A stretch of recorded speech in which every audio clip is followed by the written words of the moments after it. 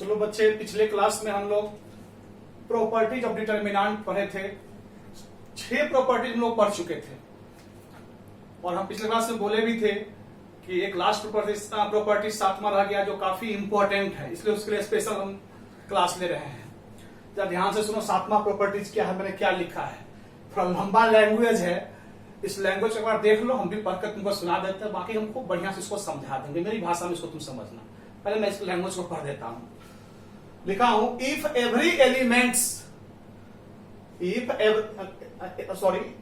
Elements यानी प्रत्येक element of any row and column, यानी किसी रो और कॉलम का प्रत्येक एलिमेंट कैन बी इंक्रीज्ड यानी बढ़ाया जा सकता है, इंक्रीज मतलब होता है बढ़ाना, और डिक्रीज्ड या घटाया जा सकता है बाय इक्यू मल्टीपुल, बराबर गुणांक वाले से। इक्वल से ही इक्यू बनाया और मल्टीपुल से गुणांक, बराबर गुणांक वाले करस्पॉन्डिंग संगत एलिमेंट्स ऑफ वन और more than one rows and columns, यानी एक या एक से ज्यादा रो और कॉलम के संगत एलिमेंट के साथ, बराबर गुणांक वाले संगत एलिमेंट के साथ बढ़ा या घटा सकते हैं rows and columns. The value of determinant is not change, determinant के मान में कोई भी चेंजिंग नहीं होता है।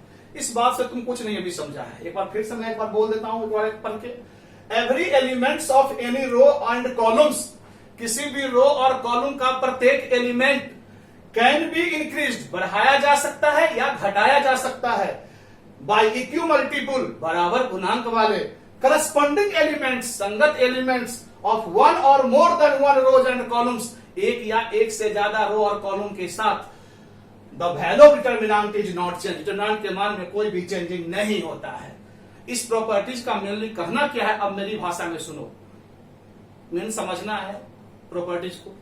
ये प्रॉपर्टीज कहता है कि किसी भी रो में से किसी भी रो को आप घटा सकते हैं, किसी भी रो में किसी रो को आप जोड़ सकते हैं, किसी भी रो में किसी चीज से गुना करके दूसरे रो के साथ जोड़ या घटा सकते हैं।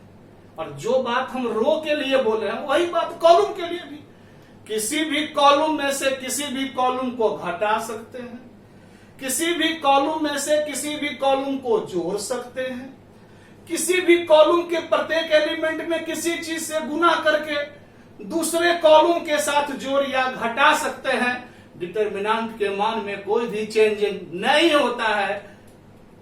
यह जादू का घर है, यही समझो। इसमें जोड़ और घटाव के सेंस में जो भी करोगे वो कर सकते हो, इसके वैल्यू में कोई भी चेंजिंग नहीं होता है। एक बार फिर से मैं बता दे रहा हूं, किसी भी रो में किसी रो को तुम जोड़ सकते हो, किसी भी रो से किसी रो को तुम घटा सकते हो, किसी रो में किसी चीज से गुना करके दूसरे रो के साथ जोड़ या घटा सकते हैं, किसी भी कॉलम में किसी कॉलम को जोड़ सकते हो, जैसे रो में बोले वैसे ही कॉलम में, किसी कॉलम में किसी कॉलम को जोड़ सकते हैं, किसी कॉलम में से किसी कॉलम को घटा सकते हैं, किसी कॉलम में किसी चीज से गुना करके दूसरे कॉलम के साथ जोड़ या घटा सकते हैं।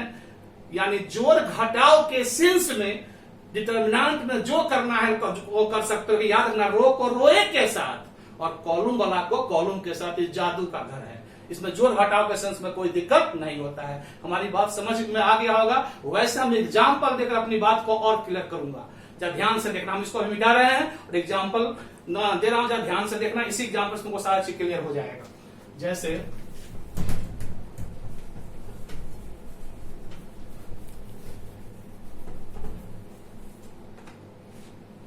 जैसे एक डिटर्मिनेंट हमने लिया A B C D E F G H I, एक डिटर्मिनेंट हमने लिया। सबसे पहले इसमें जो कोई हम काम करेंगे उसको बोलते हैं ऑपरेशन, क्रिया, अंग्रेजी में उसको ऑपरेशन बोलते हैं। तो डिटर्मिनेंट में कोई जो हम ऑपरेशन करेंगे जोड़ घटाव के सेंस में, तो पहले वो लिखना पड़ेगा ना कि हम क्या कर रहे हैं, तब ना सामने वाला आदमी समझेगा कि ये फलाना ऑपरेशन किया है। और सीधे कर देंगे तो सामने वाला कॉपी भी देखेगा तो वो पगलाएगा कि इसमें कौन सी किया है क्या नहीं किया, उसको देखने में बड़ा समय लगेगा। इसलिए ऑपरेशन लिखना पड़ता है जो भी तुम काम करो डिटर्मिनेंट में। ऑपरेशन लिखना बड़ी आसान है, कैसे जा ध्यान सुनना। ये मेरा पहला रो है तो रो को आर से इंडिकेट किया जाता है। तो फर्स्ट रो को हम लोग R1 लिखेंगे, ऐसे R1। सेकेंड रो को समझ गया होगा, क्या लिखेंगे, क्या लिखेंगे, समझ चुका होगा, हाँ मन ही मन सोच लिया होगा, हाँ R2 लिखेंगे, यस ऐसे R2, समझ में आया। और तीसरा रो को R3 से इंडिकेट करेंगे, यानी R1 मतलब फर्स्ट रो, R2 मतलब सेकेंड रो और R3 मतलब थर्ड रो। उसी प्रकार से सेम वे कॉलम को भी रिप्रेजेंट करना तुम लोग समझ चुका होगा। पहला कॉलम को हम C1 से इंडिकेट करेंगे, क्योंकि कॉलम को C से स्टार्ट होता है इसलिए C, फर्स्ट है इसलिए 1। दूसरे कॉलम को C2 से और तीसरे कॉलम को C3 से इंडिकेट करेंगे। तो R1, R2, R3 और C1, C2, C3 में अब दिक्कत तो नहीं होगा। R1 मतलब फर्स्ट रो, R2 मतलब सेकेंड रो और R3 मतलब थर्ड रो। और C1 मतलब फर्स्ट कॉलम, C2 मतलब सेकेंड कॉलम और C3 का मतलब थर्ड कॉलम। यहां तो समझ गए। अब आइए, हम क्या बोले थे कि किसी भी रो में किसी रो को जोड़ सकते हैं, किसी भी रो में से किसी रो को घटा सकते हैं, किसी रो में कोई चीज से गुना करके दूसरे रो के साथ जोड़ या घटा सकते हैं। जो बात रो में कहे थे वही बात कॉलम में भी, किसी कॉलम में किसी कॉलम को जोड़ सकते हैं, किसी कॉलम में किसी कॉलम को घटा सकते हैं, किसी कॉलम में किसी से गुना करके दूसरे कॉलम के साथ जोड़ या घटा सकते हैं। डिटरमिनेंट के मान में कोई भी चेंजिंग नहीं होता है। तो वही हम काम करने जा रहे हैं। जैसे हमारा मन कर रहा है कि पहला रो में से हम दूसरा रो को घटा दें और दूसरा में से हम तीसरा रो को घटा दें, ऐसा मेरा मन कर रहा है, तो कर सकते हैं, कोई दिक्कत नहीं है। यही यह प्रॉपर्टी कहता है। लेकिन जो काम करने जा रहे हैं वो ऑपरेशन लिखना पड़ता है, ऐसे लिखेगा। देखो ऑपरेशन कैसे लिखा जाता है, R1 मतलब हो गया फर्स्ट रो, गोज टू इसको बोलते हैं R1 माइनस R2, यानी हमारा R1 का निर्माण कैसे हो रहा है, R1 में से R2 को माइनस करने पर, घटाने पर। और R2 का निर्माण कैसे हो रहा है, R2 goes to R2 minus R3 करने पर। और दूसरा रो का निर्माण हो रहा है दूसरा में से तीसरा घटाने पर। ये ऑपरेशन हमने लिख दिया, क्लियर है। अब ये काम तुम कर लो। तो देखो इतना बराबर फर्स्ट रो में से R1 कैसे बन रहा है, तो R1 में से R2 करने पर क्या हो जाएगा, A minus D, B minus E और C माइनस F। R2 कैसे बन रहा है, R2 का फॉर्मेशन कैसे हो रहा है निर्माण, तो R2 में से R3 करने पर तो D minus G, E minus H और F माइनस I। और थर्ड रो जो कहते हो GHI। बात समझ में आ गई होगी। जो इसका मान होगा, जो इसका वैल्यू होगा, वही इसका भी वैल्यू होगा। ऐसा चाहे तो डिटरमिनेंट में हम कर सकते हैं, क्लियर है। यही हमारा काम है, यही ऑपरेशन लिखना पड़ता है। ये जो ऑपरेशन लिखोगे तो यहां से क्लियर हो जाता है कि हमने डिटरमिनेंट में कौन सा कार्य किया है, कौन सा ऑपरेशन किया है। उतना ही नहीं, अगर किसी को मन करेगा नहीं हम पहला रो में सब रो को जोड़िए थे, तो वो भी कर सकता है। जोड़ घटाओ, उसमें तुमको जो करने का मन है कर सकते हो। जैसे देखो वो ऑपरेशन कर रहा हूं, R1 goes to R1 plus R2 plus R3, यानी R1 का निर्माण हो रहा है क्या क्या करने पर, R1 plus R2 plus R3 करने पर कर सकते हैं। देखो जैसे, यानी फर्स्ट रो में सब हम इसी पर काम कर रहे हैं। फर्स्ट रो में सबको जोड़ दो तो A plus D plus G, B plus E plus H और C plus F plus I और D E F जो कहते हो और G H I भी जो कहते हो। जो इसका वैल्यू होगा वही इसका मान होगा। चाहे तो ऐसे हम लोग कर सकते हैं। तो क्लियर हो चुका होगा। ये तो रो में दिखाया ऑपरेशन।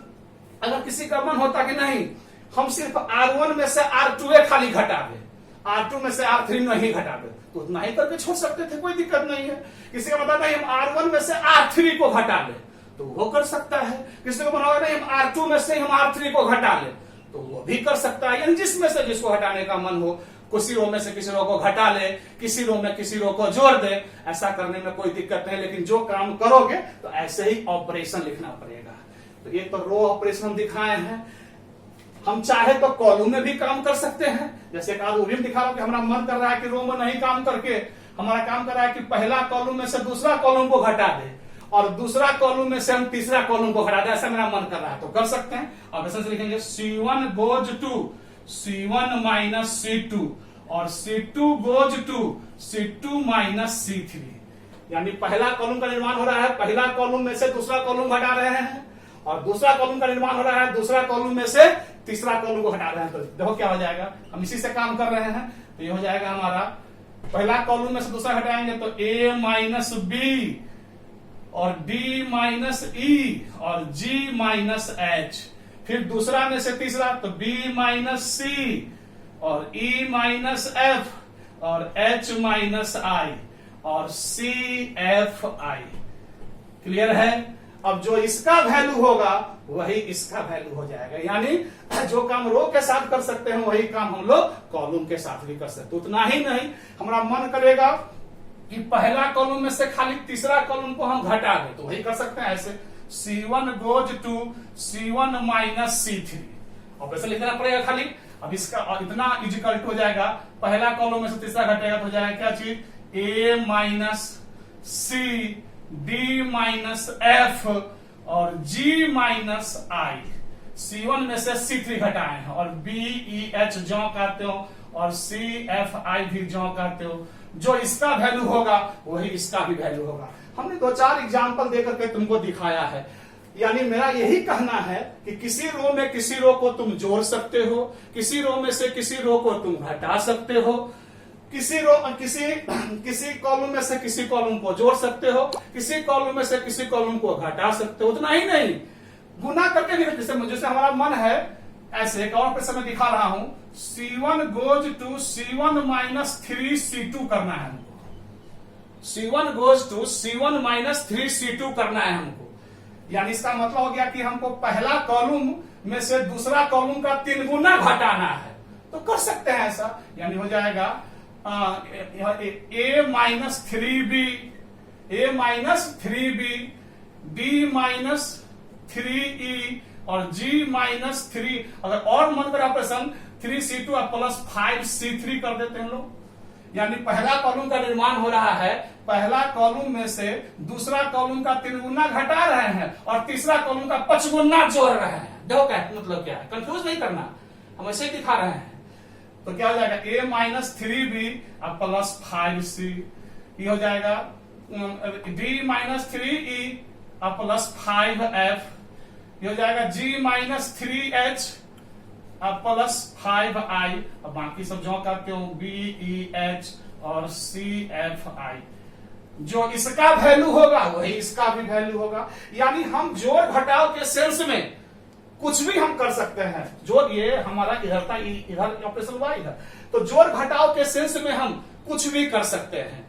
यानी किसी रो में किसी रो को, अब तो समझ चुका होगा उस प्रॉपर्टी को, किसी भी रो में किसी रो को जोड़ सकते हैं, किसी रो में किसी रो को घटा सकते हैं, किसी रो में से किसी रो को घटा सकते हैं, किसी कॉलम में किसी कॉलम को जोड़ सकते हैं, किसी कॉलम में से किसी कॉलम को घटा सकते हैं। तो यहां तक हमको इस प्रॉपर्टी को समझने में कोई दिक्कत नहीं है। अब इस पर हम एक एग्जाम्पल देने जा रहे हैं तुम लोगों को, तो और क्लियर हो जाएगा तुमको। प्रॉपर्टी क्लियर हो चुका है, एक एग्जाम्पल से और क्लियर करने जा रहे हैं। ध्यान से देखना, एक एग्जाम्पल तुमको हम देने जा रहे हैं जस्ट, तो आओ एक एग्जाम्पल तुमको हम दिखा रहे हैं इस पर, तो और क्लियर हो जाएगा प्रॉपर्टी तुम लोगों को।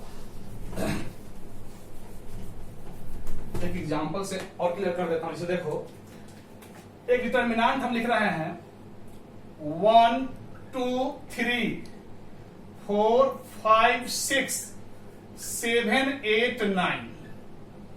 याद करो, पिछले क्लास में डिटर्मिनेंट को हम लिए थे एग्जाम्पल में भी, फर्स्ट क्लास में जिस दिन तुम लोगों को ब्रेकिंग हम पढ़ा रहे थे उस दिन।